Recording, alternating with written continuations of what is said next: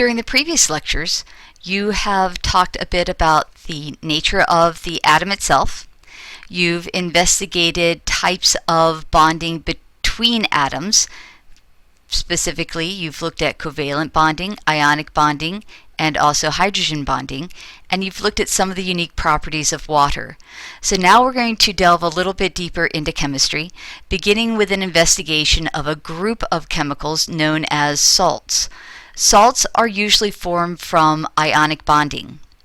In the process of ionic bonding, we have the formation of two ions. Ions are atoms or small groups of atoms that have a distinct electrical charge, a complete electrical charge. For example, in the molecule known as sodium chloride, Na, whoops, let me see if I can write sodium chloride for you. Sodium chloride. Sodium chloride is formed when the sodium will lose an electron and the chlorine gains an electron. So sodium will take on a complete positive charge, the chlorine will take on a complete negative charge, and they will be attracted together. So remember, chemical bonding is an attraction between the atoms that usually will involve the electrons. So here we have the complete transfer of the electrons. So the sodium has a positive charge, the chloride has a negative charge. If we place that into water, this compound will dissociate. That means it breaks apart, and it breaks apart into the ions. The sodium ion has a positive charge, so sodium chloride will dissociate into sodium plus, I'm going to have to draw this down the side of the slide, plus the chlorine will take on a negative charge. So the sodium chloride will completely break apart into sodium plus chloride. Now these ions have electrical charges, and they're really good at conducting electrical currents. So any water that has a little bit of a salt in it will be able to easily conduct an electrical current, and most water will have some salts dissolved or dissociated in them. So these ions can take on a lot of specialized roles in the body. We looked previously at all of the minor elements of the body, and many of them included things like sodium, potassium, calcium, iron. And the ionic balance is important for homeostasis. We're going to need these various ions in the appropriate concentrations. All right. So a salt is made up of a positively charged sodium, or this example of a salt is made up of a positively charged sodium and a negatively charged chlorine. So a salt will always contain cations. Cations have a positive charge that are other than hydrogen ions, and anions always have a negative charge other than the hydroxide anion. So there are lots of common salts in the body. This example, sodium chloride, calcium carbonate found in bone, potassium chloride, calcium phosphates. So there are lots of different types of salts that are found in the body. All right, another extension away from the idea of ionic bonding would be acids and bases. Right? Acids and bases are composed of ions that are bonded together. So usually acids and bases are formed from ionic bonding. They will dissociate and form those ions or electrolytes in water. Acids will have as their cation the hydrogen ion. So acids will release hydrogen cations, which will be a bare proton in a solution. A great example is hydrochloric acid, which will dissociate in water into the hydrogen ion and the chloride anion. Bases are proton acceptors. They will eventually remove hydrogen ions from a solution. A great example of this is sodium hydroxide. Sodium hydroxide dissociates into sodium plus the hydroxide anion, and hydroxide anions will bind with the hydrogen cations to form water once again.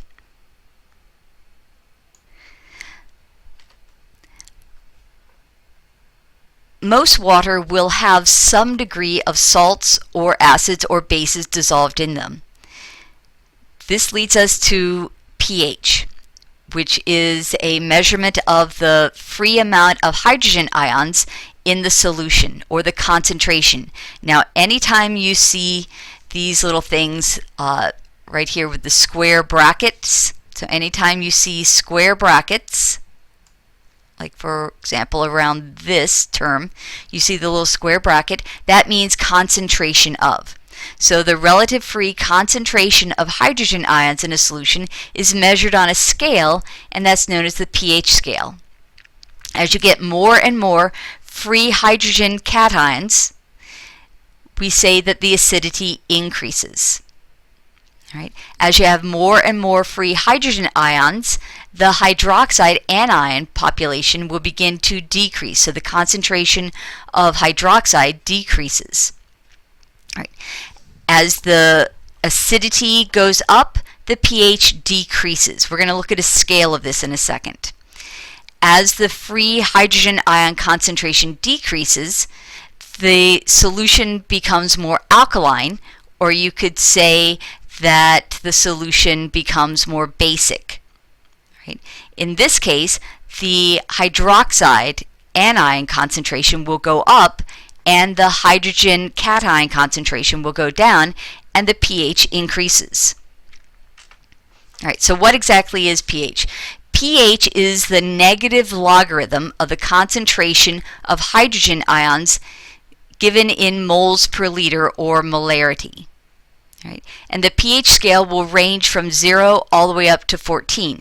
0 is going to be very acidic, 14 very alkaline. Now this is a logarithmic scale, which means that it's a base 10 scale. So a pH of 5 is 10 times more acidic than a pH of 6. A pH of 4 would be 100 times more acidic than a pH of 6. So the actual equation is that pH is equal to the negative log of the concentration of hydrogen ions. So in acidic solution, acids give up hydrogen ions, so the concentration of hydrogen ions go up and the pH goes down. Acidic solutions will be anywhere from 0 all the way up to 6.99. Let's go down to the bottom with alkaline solutions, which are basic solutions. A base will remove hydrogen ions from solution. One way that a base will often move hydrogen ions from solution is to give off hydroxide anions. So oftentimes you'll see a decrease in the concentration of hydrogen ions, and that literally is the definition of basic, but that's often caused by increasing the concentration of the hydroxide anions. Right? An alkaline solution will range all the way from 7.01 all the way up to 14. So as you can probably guess, the magic number is right in the middle with a pH of 7. With the pH of 7, there is an equal number or equal concentration of hydrogen ions and hydroxide ions. The pH of pure water is 7. Now, where am I getting these equal numbers of hydrogen ions and hydroxide ions? If you remember, water, H2O, is polar covalent. What did that mean? Polar covalent. That meant that if you looked at, let's write in here, the structural formula of water, that means that the oxygen takes on a partially negative charge and the hydrogens take on these partial positive charges. Now they're not complete electrical charges like you would see in a salt or something that is truly ionically bonded. They have these partial positive and partial negative charges. But that means that they do kind of act a little bit like an ionic bonded molecule. So there is a small chance that this molecule itself will dissociate or break apart in water. So there is a very small chance that, for example,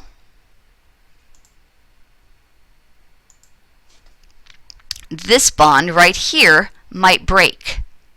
right? And if that bond does break, then this water is going to break apart and will become a hydrogen ion with a complete positive charge and a hydroxide anion with a complete negative charge. So there is a very small chance that that will happen. So here's our scale of pH. All right, you'll see that right in the center is neutral. If we look at the concentration of hydroxide anions and hydrogen ions, we see that they are exactly equal at a pH of 7. As you become increasingly acidic, so increasingly acidic would be down on this scale, all right, the concentration of hydrogen ions begins to go up. Now, look at these numbers, all right, the numbers right along here as we begin to see these. All right. Now, this is where a little bit of math is important. For example, 10 to the negative 5. Let's see if I can get this correct. 10 to the negative 5 is actually 0.12345. All right, that's actually 10 to the negative 5. All right. Now let's look at 10 to the negative 4. 10 to the negative 4 is really 0.